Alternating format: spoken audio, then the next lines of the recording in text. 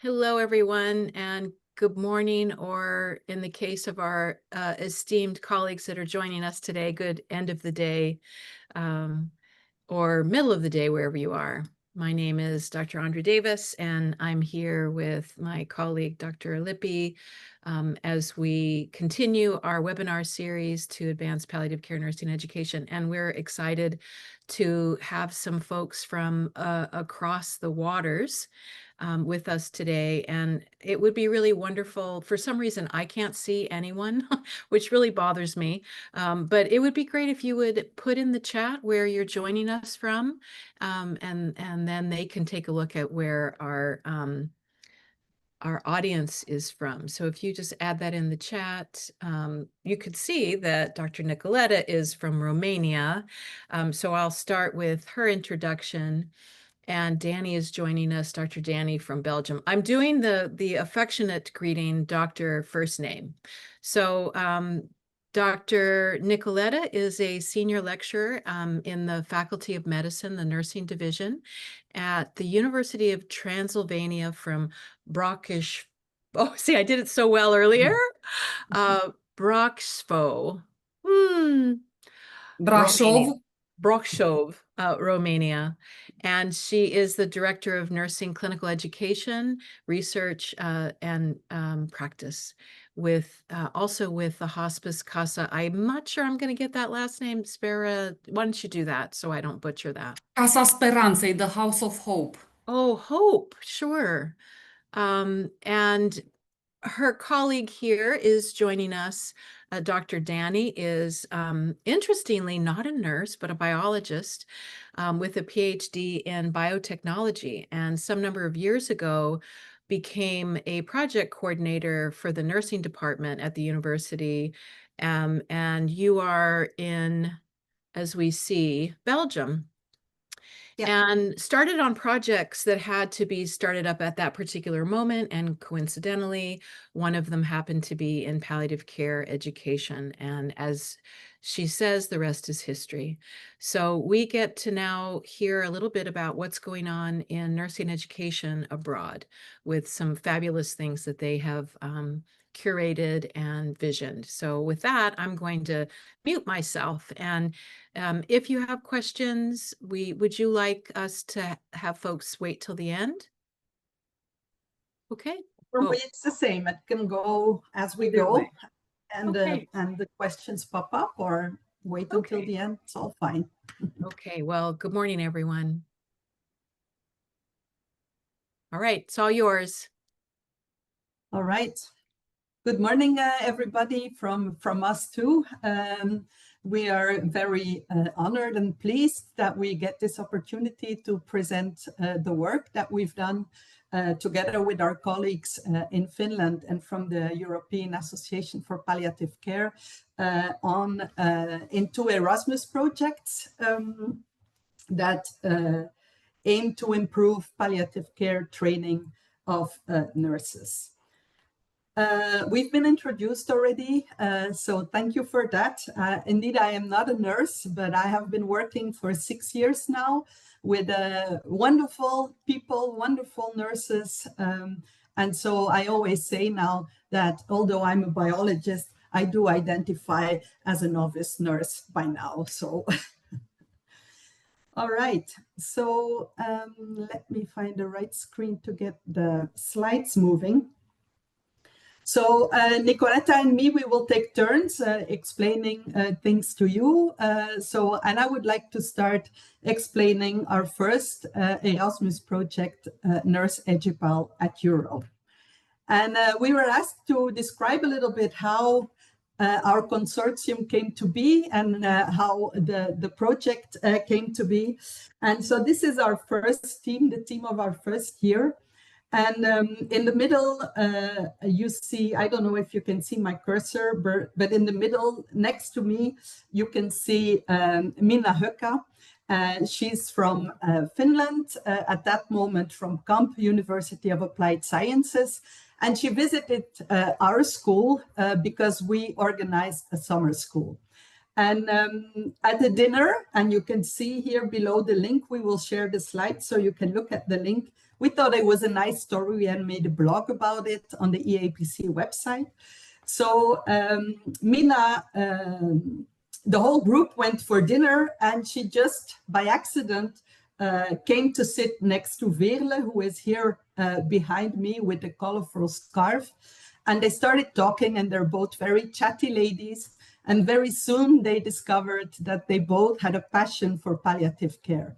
And so during that dinner, they started to dream, and we just said everything starts with a dream. They started to dream to get an international program running on improving palliative care training. And so Mina returned back home, and then she met Nicoleta at an EAPC meeting in Berlin. They started chatting too, and soon it was decided that the EAPC would be taken on board as well for the project. In January, they went to Brasov, had big brainstorm sessions, distilled the first project, submitted it to Erasmus, and it was a very big surprise, but also a very beautiful surprise that the project was funded. And that was the start of Nurse EduPal at Euro. So the project aims to better prepare palliative care, better prepare bachelor degree nurses in palliative care provision. And to do that, we thought that first of all, we needed to empower the teachers, because you might recognize that teachers that are unfamiliar with palliative care are very hesitant to talk about it and are a little bit need a little bit of help to have the good tools to teach in a very engaging way about this topic. And so this is what we did in the first project. First, we set the standards. So we had nominal groups in 4 different countries: Finland, Belgium, Romania, and Austria. And there we talked with a diversity of professions that have a role in palliative care and palliative care teaching. And we asked them what they thought were the core competencies nurses in training should have to later in their profession provide palliative care. And from that, we distilled the European core competences on palliative care. And then we wanted to have realistic stories as input for the tools that we were going to develop. And for that, we developed the book of cases, and Nicoleta will tell you a little bit more about it further on in the webinar. Then from the book of cases, we used the stories to make different tools. I will talk a little bit about the simulations later on. We also developed methods for clinical and ethical reasoning, and we always made like a kind of theoretical part and then a manual on how to use the tool, and also have like a golden standard example on how to work with that tool. We made an escape game, and you will experience a little bit of that too. And then we had graphical novels, and also that I will explain to you later. And all of these things, they were combined and put available on the project website. That was the virtual showroom, we called it at that moment. We also tried to set up a first network of educators, a first task force in nursing education. And all of these things, they were combined in the European matrix. And Nicoleta will explain you the matrix also in a while. And that is in a nutshell what we have done in the first project. And so now I pass the word to Nicoleta, who will tell you about our second project that is running still at the moment. Could I ask a quick question right here? Yes, would you remind me and maybe all of us when you started that first developing the competencies, when your dream started, when you all found each other? How long ago was that? The dream started in 2018. Okay. And in 2020, we started the project. Okay, thank you. Yep. Yeah. Thank you for the question, and thank you, Danny, for the details of the first project. Now I will change a little bit my discourse by adding some details. You have heard Danny mentioning EAPC, which stands for European Association for Palliative Care. Maybe some of you know this organization. For the European countries, it's quite like the organization which brings under the same umbrella the professionals in palliative care, the multi-professionals working in palliative care services, mainly from all the European countries, but not only. So it's a worldwide organization which has every year a worldwide congress that includes research, education, service development, etc. So that was one. Then you have heard Danny mentioning Erasmus. This is a financing line which is available for the European Union countries to apply with the different dreams, as Danny was mentioning, and get finance for getting this dream as closer to the vision as possible. Then also on what Danny has shared as a diagram of the first project, you have probably observed that there were IO1, IO0, IO7. Those stands for intellectual outputs because this acronym for intellectual outputs, it is like a mandatory field that needs to be completed while writing the application for this kind of financing in the European Union umbrella. And I have already put in chat what we have all together put as a paper that is now out there, published in 2024 in regard to this first IO1, for how we got to develop the core competencies in palliative care. And now coming back to the current project, as the initial one was 2020-2023, we have worked so well together as a team, co-creating educational tools, that we have been thinking to go beyond the undergraduate level of education. And there will be the next slide, another picture with us collaborating under the umbrella of Nurse Edupal at Impact. We call it the second project. And in this project, which is still currently going until the end of this year, 2026, we have looked at three main objectives. One will be to empower nurses working in palliative care services first to get a much more deeper understanding and knowledge in regard to palliative care and the palliative nursing.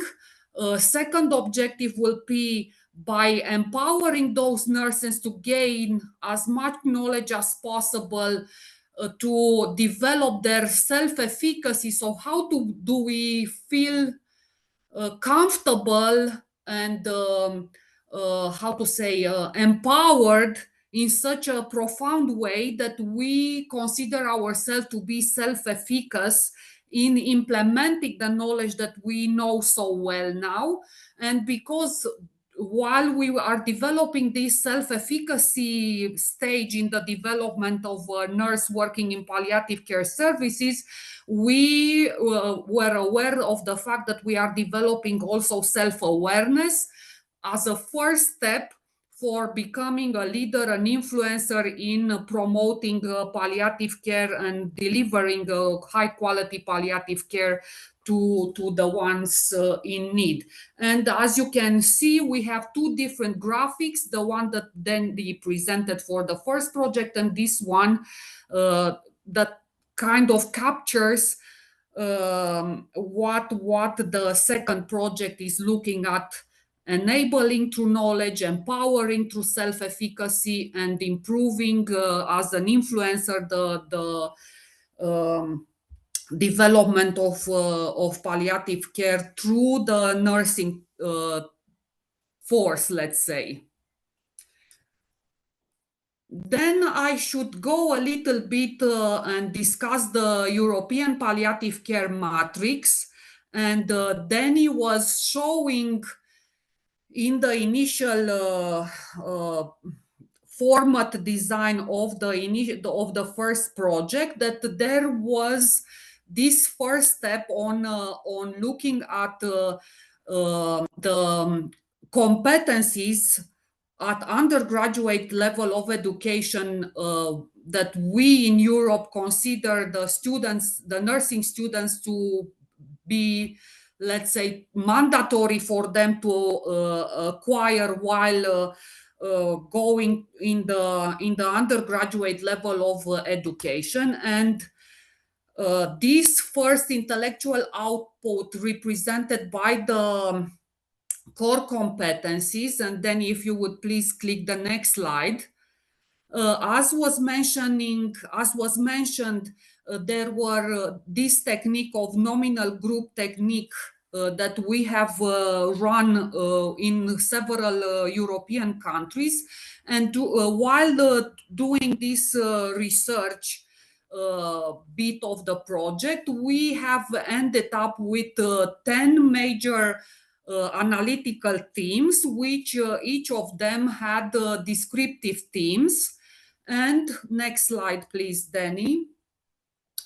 Yes, those are the competencies. Most of them have came out from the nominal group or technique, and the ones that are marked in blue, we were also doing the systematic literature review, and what it is marked in blue are either analytical themes, either descriptive themes that come out as a must, as a mandatory competency coming out from the literature. Next slide.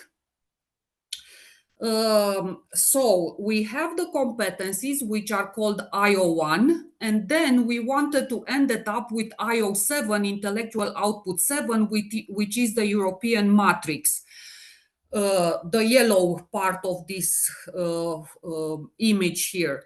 And surrounding this yellow bit, we have developed different educational tools for teachers in the nursing schools to be used, and all these bits to come at a certain point in time as another brick that will build up to the competencies developed in the IO1.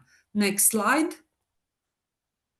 And here you can see how in the matrix we have captured on one side the competencies, then the descriptive themes, and then with each intellectual output, which kind of competencies we are ticking by rolling out the different tools that have been built.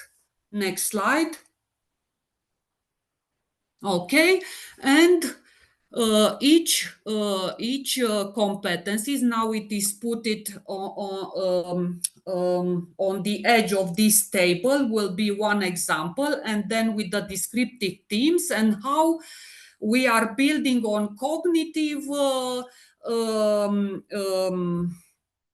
understanding, on practical abilities, and on attitudes, so developing personal competencies. And yeah, this from the intellectual output one, which were the development of the competencies at undergraduate level of education, with the help of the different tools, we end up at having fulfilled this European matrix of developing knowledge, attitudes, and practical skills for nurses at undergraduate level of education.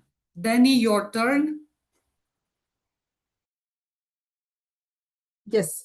And so the idea is that now with all the tools that we are developing in the second project, that we will kind of broaden the matrix and still match the competences that were determined in the first project to the outputs of the second project. So now I would like to take you to our resources. So it's always a little bit exciting to get out of the PowerPoint and into a website, and hopefully we'll be able to come back to it. So the idea is, like I explained before, is that we start from stories, and around these stories, we build all those tools. So you can go to our project website, and I will now take you there just to show you where all the materials are. So this is our project website, the homepage, and all the materials of the first project, you can find them on this website. Because the original website of the first project is not maintained anymore, it is at Conc. But we transferred all of the tools to our current project website. So you can see, you can get an overview of the materials that we have. And then we have all these boxes here where you can freely download all the materials that you want. So you see that we have most of the materials. We have them in 4 languages. Some we have in 5 languages because we had an Austrian partner involved in the first project. So some of the materials are also in German. And you can just click on these buttons and then you download the material. You download the materials and you can just start using them. And this is for all of the things that we have, the educational game. So the game takes a little bit of craft work. So you need to download all the files and make the puzzles. So the puzzles are physical puzzles, but we wanted to have it low technology. So that means you need to cut and put things back together to create the puzzles. It's a little bit of work, but you do it once and then you can use the whole game like forever and ever.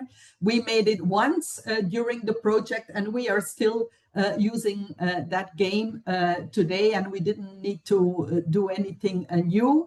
Our Finnish colleagues in another project, they also made a digital version of it in forms. And it is in English, available in English and in Finnish. And so, you know, these are all the materials from our first project. So I would invite you to go and take a look at it. The resources on the tab project resources are the materials that we are developing in Nurse EduPal at Impact. And Impact is an acronym for Innovative Methods in Palliative Care Training. So we always say to people now, you know, if you want to make impact, you know, you have to use Impact. So, so that's what it's standing for.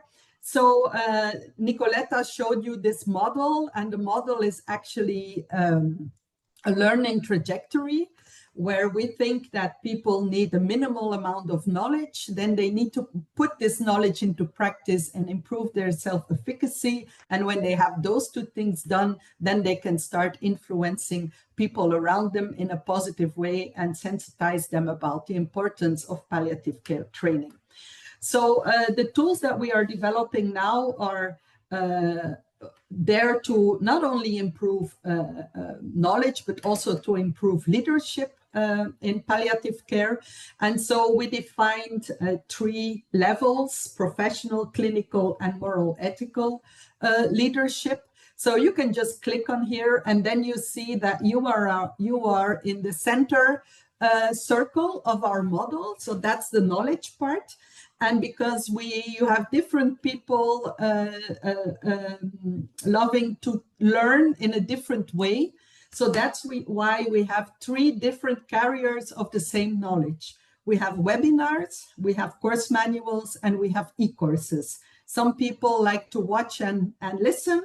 other people like to read, and some other people like to click. And so we have the three different ways of providing the information. So we had live webinars like we are having today. We recorded them as well, and then we put the recordings here online. But we also provide the presentations, the PowerPoint slides. So really the PowerPoint, not a PDF, a PowerPoint. So imagine that you want to kind of replicate that same course. You don't need to make the PowerPoint because you can already use the one that we have, or download it and make adjustments, make it your own, and then provide the information. So the course manuals, we will have them in 4 languages again. You see, not everything is completed yet because this is still a work in progress. The project is not finished yet. We still have a little bit of time to finish everything. So the course manuals will be there in the 4 languages of our consortium. And then we have the e-courses, which most probably we only provide in English because it's a lot of work to translate them in the different languages. The e-courses, maybe I can try and open one. They are created in a program that is called Articulate Rise, so that we cannot provide you in an adjustable format because, yeah, you need to have an account to make adjustments and stuff like that. So that is just for you to scroll through, that we cannot provide in an adjustable format. But the course manuals are provided as Word documents. So again, you can download them, you can adjust them if you want, or you can take pieces of it. However you would like to use it, you are welcome to do so. So, and for pause you right here. Sorry? Could I pause and ask a question? Yes, of course. Could you go back to that other page for just a second? First of all, like, this is blowing my mind. I mean, this is amazing what you've done. And there's a lot of other folks here in the chat that are also very impressed and expressing gratitude for the resources. But right here, I'm wondering, so the course manuals, so those are available for people to download. And are the e-courses for nursing faculty to just professional development? No, I think rather they really provide content. So I think they can be used by teachers to teach a class. But I mean, for me, and now I'm speaking from a personal point of view, I don't like to use an e-course as a presentation tool because this is not what it's made for. It's not a presentation tool, it's a learning tool. So the way that we do it is that we tell the students to look at the e-course before they come to class. And then when you are with them, you assume that they have at least looked at the material, so have part of the knowledge. And then you can be very interactive during your course to work with the knowledge that they should have gained by looking at the e-course. So these are student-facing resources around mentoring, leadership practices, and so forth for the student. Can I add? Yes, Nicoleta. Yes, please. Sorry. Yes, so we have used these materials as Danny was mentioning in flipped classroom. So this kind of Articulate Rise program allows you as a teacher who uploads, let's say, your materials on the Rise program to put kind of interactivities while going through the slides. So the students that are following those e-courses, they get some activities. For example, they have 2 boxes, left and right, and the left box says, you know,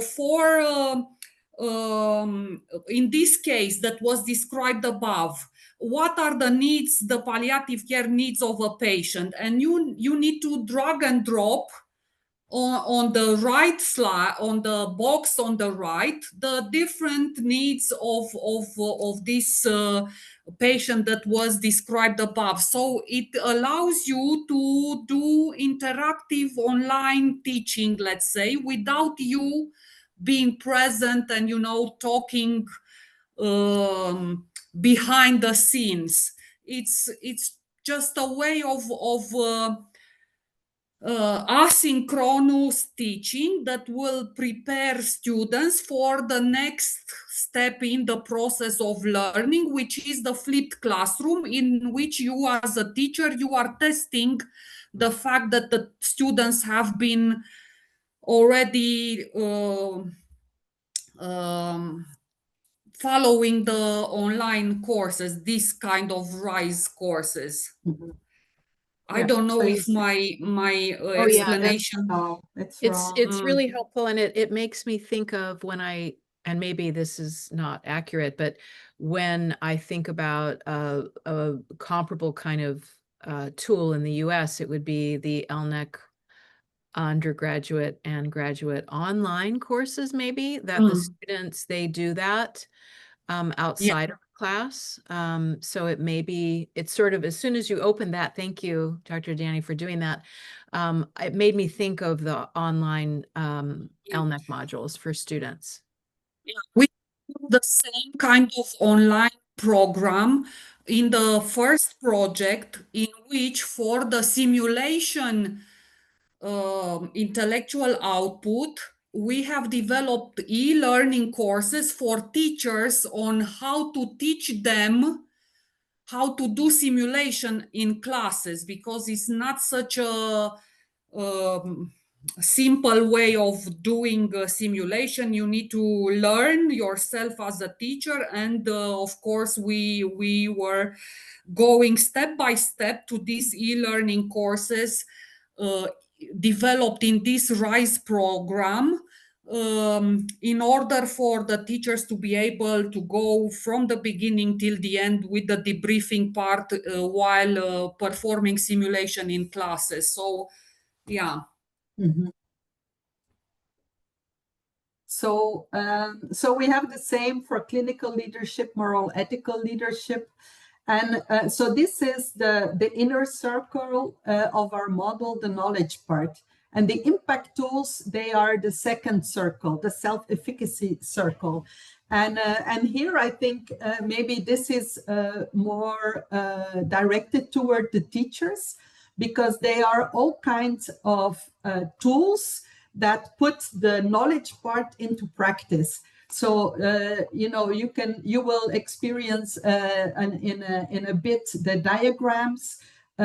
We will do an indicators bingo if we have time with you. So they are all very interactive and very intuitive tools to really put the knowledge into practice. And so when you click on these things, again, you will download a Word document, and these are tutorials on how to use that tool. And so these are our impact tools, and we have them. The list is not complete. We are still developing and translating materials. So we will have more impact tools for professional leadership, a couple of more for clinical leadership, and for moral, ethical leadership. Again, we have an escape game. So that is that are the impact tools. And then we also have dissemination webinars. We had one until now where Julie Ling, that is now working at the WHO, talked about the importance of nursing leadership in palliative care. And Phil Larkin, which is an authority in nursing education in palliative care in Europe, said how, and we said it was the yin and the yang of palliative care training, leadership, and education. And you can find that in the dissemination webinar missing. And you might wonder, oh, but you are missing a circle, the influencer circle. And so the influencer circle, we don't have a page on that yet. We need to think about it if we will do it. So, but we have people from the workforce that are doing with us the entire learning trajectory. And so they have done all the course materials. They have done with us an impact week where we were training on all the knowledge parts to give them self-efficacy.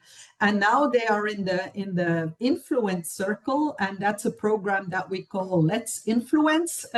And so this is a 6 months coaching trajectory where we coach them. And what they have to do is make a small change in their working environment to improve palliative care. And so we just coach them on the way, to achieve their goal, or at least to let them experience the process, grow in their leadership capacities, and become an influencer at the end. So they will have done the entire trajectory, and in the end, they will have achieved the influencership from our project. Yes. You had a question. Oh, I have so many questions. So first of all, I love the idea of influencer. Let's influence. I love that. taking that name on. But just a little clarification. Who is they in this case? Is this clinical folks or are these faculty? Clinical people. Okay, thank you. Yeah. Because the whole idea of the second project was that, so with the first project, we empowered teachers. And so you assume when you have empowered teachers, you will deliver nurses that are, that have all the knowledge, have the right attitude. But the reality, at least in Belgium and maybe also in other countries, is that when those students, they graduate and they are completely motivated to do the things the way they learned. And then they hit reality and they come in a world where this is just impossible. So we said it's not enough to focus on the education of the people in training. We also need the people that are already in the workforce to be on the same page.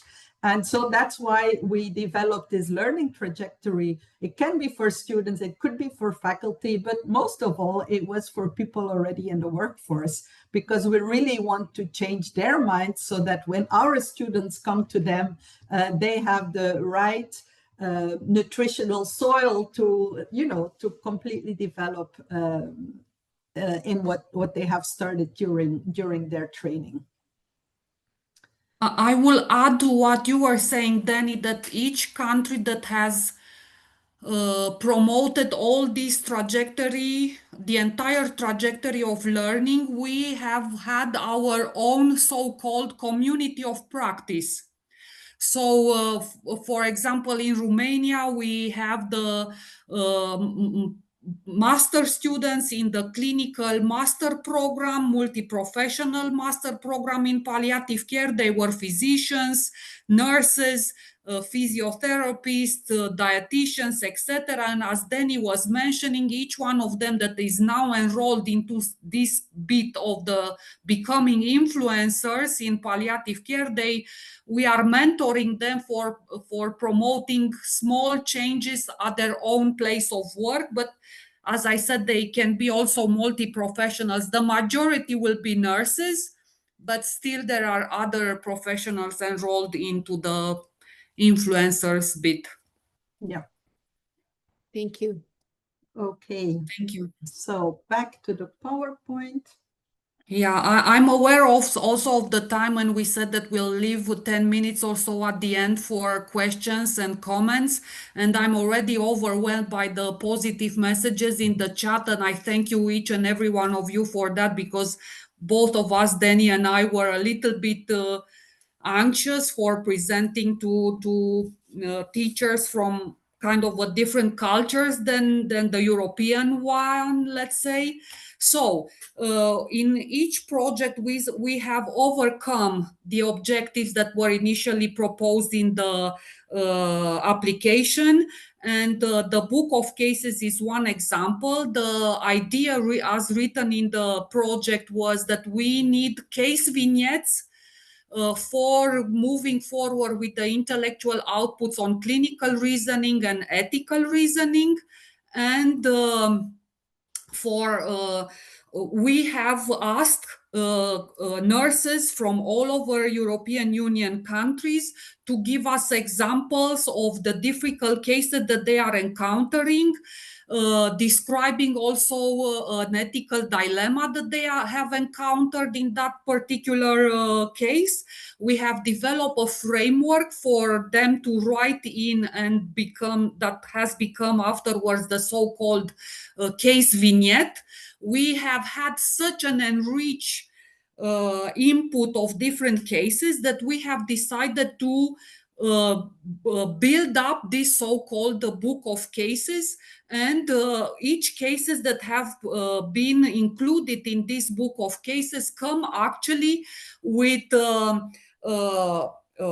case vignette itself, then an introductory story of that case presenting little bits of issues that this patient is confronted with, but also we were able to develop also the advanced case for when the situation of the patient was moving forward, the disease was advancing, or the social, the psycho-emotional bit in the caring or in the process of caring for that patient was also developing. And as you see, each case we have connected with a certain competencies and which themes in the competencies that we want to acquire in the professionals are taught by using the different case. Now, Danny, for the simulation. Yes. So Nicoleta already explained a little bit the simulation. So at one point we wanted to provide ready-to-use scenarios for the teachers, but we also wanted to provide the teachers with resources to make their own simulation scenarios. So we made a template based on the 5W1H principle. And then Nicoleta already mentioned that we made a MOOC, a set of 7 e-courses, big e-courses. So we call it a MOOC and not really e-learnings because they're really big. And they introduce the course, they provide you the background information on the importance and the strengths of simulation education. Then debriefing is, of course, an essential part of simulations where all the learning is done. So how to debrief, what are the basics of debriefing, the tutorial on how to use the template. Then we video recorded the making of an entire simulation. And so we have a video compilation of that. And then we have some testimonies of program coordinators of nursing schools that explain why simulation education is so important. And the simulations, there are 4 simulations on the lives of Maggie and Ben. And Maggie and Ben, they are also their story is also featuring the escape game that we made in that project. And they're an elderly couple, and Maggie is suffering from dementia. And so we have 4 simulation scenarios that are progressively explaining the situation of the couple. And they're every time focused on a different essential part in palliative care. So advanced care planning, the important role that an informal caregiver should play in a complete care plan, focus on pain management, and focus on recognizing the dying phase. So these are the scenarios that we provide with a completed template with tips on how to debrief and all of that. So again, you can download that from our website. And then we have the palliative debate. And so this is one of the stories. So the palliative debate was actually not developed by us, but developed by a Belgian organization that is called Coming Up for Cancer or Fighting Cancer. I don't know the good translation for it, but they did a very big survey in the Belgian population to get insight in what people know about palliative care and how important they find it. But because palliative care, it's not so easy to start talking about it, they developed this resource, these graphical novels and in total they made 5 of them. That explain every time a different persona, this persona gets sick in some way and then has a palliative care trajectory, and they all die in the end, because it's the full circle thing. It's a very, we have used it in the project to start talking with students about palliative care. We asked them, what do you think went well here in these stories? What didn't go so well? What would you maybe do differently? And now I am still using it in interdisciplinary workshops that we do when we have nurses and social workers, or nurses and occupational therapists. And in all of those stories, sometimes there is a physician and sometimes there is a nurse, but never any of the other disciplines that are so important in palliative care are presented here. And so it's very interesting to talk with these students that are following a different course, what they think their discipline could have been done in this story, how maybe the outcome could have been different, or the trajectory of the person could have been different. And these are very, very nice conversations, and we hope like that we let them leave the room knowing that they have to work together to really provide the best care possible. So these are the graphical novels of the palliative debate. And now I hope we still have a little bit of time to really try it. And so the first thing that we would like you to try, I pass the word to Nicoleta, and that are the schemes. Yeah, we'll go and just try to practice one of the exercises that we promote as a tool for teaching nurses. I just wanted to add to the palliative debate that you were presenting, Danny, that those stories was interesting enough. We have all used them in Belgium, in Romania, in Finland, and they worked. No matter the context in which we have used those as teaching tools. Now for the schemes, as an exercise, we will just look at a little bit of a case, and the short version of the case, it's on this slide where you see we have this patient that is John.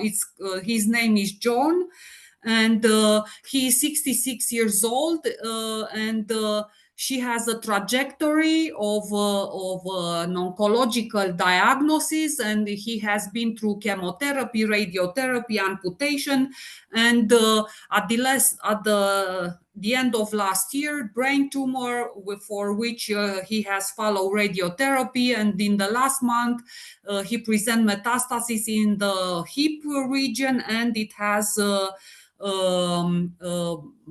been going through chemotherapy. And one of the schemes that we are asking the nurses to tell us, it's on which trajectory of the illness they see this patient, on the blue one, on the purple one, or in the yellow one. And we will ask you to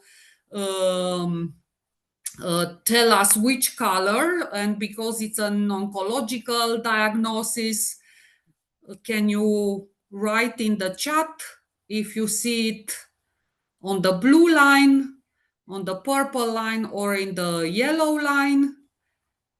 And blue. Thank you for answering. And then the next scheme that we are using, it's the trajectory of the disease. And we will ask the nurses where in this big picture now you will place this patient, in the region A, in the region B, or in C, which A will be curative treatment together with early basic palliative care, or B, which is early palliative care moving toward specialized palliative care, or C, where is specialized palliative care. And now if you will put in chat A, B, or C, thank you, and we will give at the end the answer, which will overlap the two schemes. Next slide.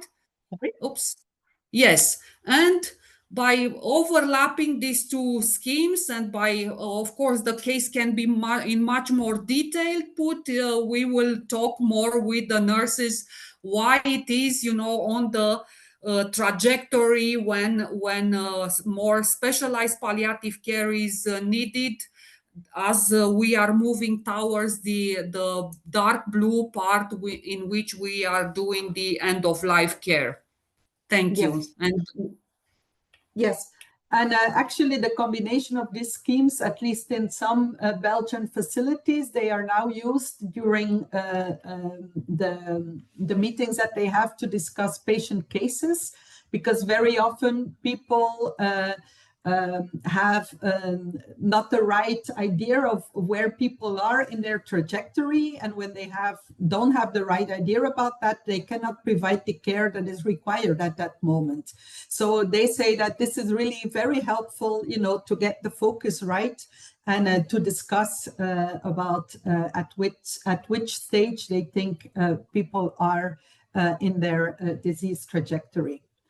Okay, a very quick one for the escape game. I have one puzzle. The puzzle is not from one of the escape games that we've developed in the Erasmus projects, but we developed it in another project, but it doesn't matter. It's just for you to try to see one of the puzzles. And so here you see 12 terms that are written down, short descriptions. And these 12 terms, they make 4 teams. So you need to find every time 3 terms that you think match together to describe one particular team. And of course, the team, it has something to do with palliative care, obviously. So I will give you just a few moments to take a look. And then I have a little one, a next slide that could help you a little bit. And I cannot really see the chat, so I don't know if anything is coming up. So if you think that you know one of the teams, you can write it in the chat, and then maybe Nicoleta, you can see if somebody has something already.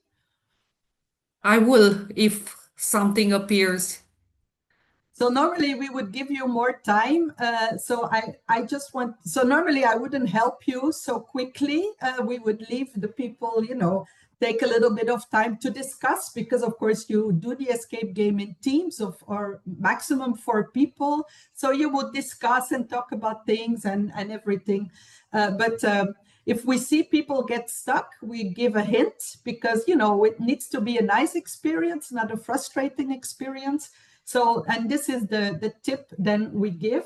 So you can see here which things are matching, are belonging together. So maybe now you can see some of the teams already, or recognized some of them.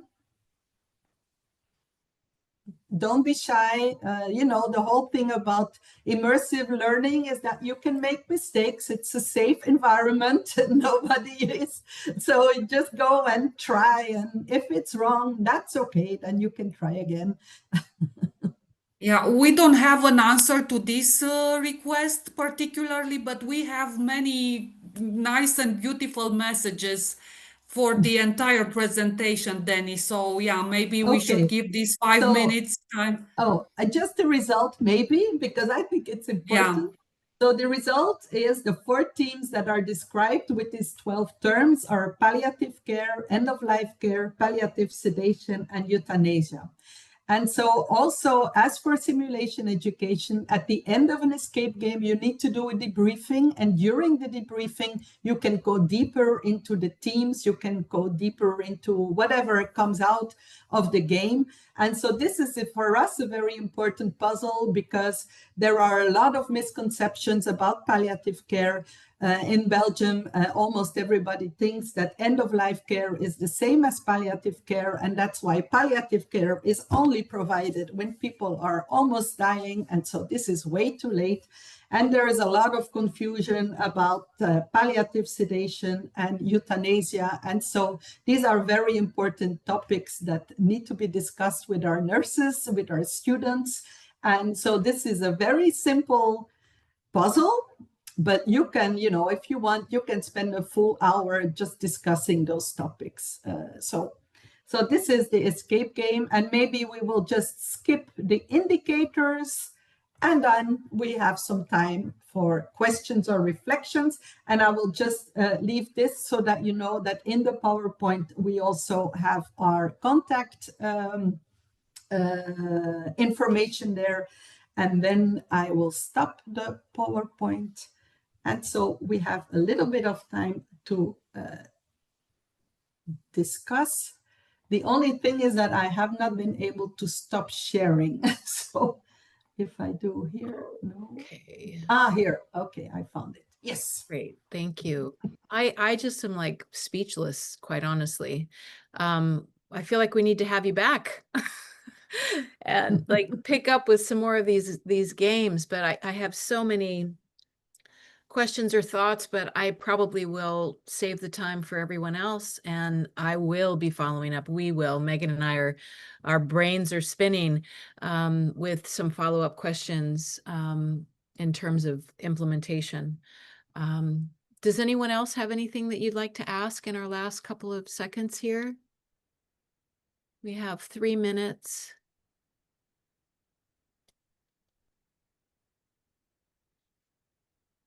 While we let you do that, I want to just share with you the website, the Faculty Corner, to let you know that the resources and links are right here. If we go to teaching resources, we have down here, there it is, Nurse Ed Pal Euro. So it's right on the Faculty Corner under teaching resources. For those of you that might not have noted the link. And I suppose we want to invite you to, let's see, go back out here. Those of you that are interested in attending the workshop this summer for faculty, we have the link right here. It is a grant-funded workshop at University of Portland. There are some folks on here that have attended in the past. Let's see, July 16th and 17th, applications are open, and we will be able to spend 2 days together marinating ideas and giving you some tools to take back to your school for integration and teaching strategies. So we just want to make sure that you have that, and maybe Andrea or somebody can pop that in the chat if you're interested. Maybe it's already there. Yeah, again, I have just so many questions. I note if it's okay, and maybe we have to shut off here soon, but you made this mandatory. Did I hear that there was some mandatory piece for all undergraduates? At least not in Belgium. Okay. We are working towards that, but for now, in our nursing program, palliative care is not a mandatory topic.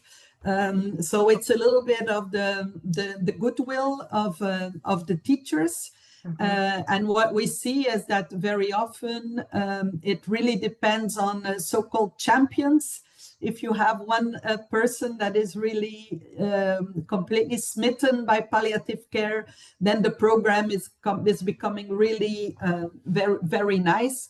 but in other cases, it's maybe two. We had one school, because we did a curriculum analysis, we had one school that in the 4 years that the bachelor nursing program they had 2 hours of palliative care, everything in 4 years. Wow. Wow. Wow. Yeah.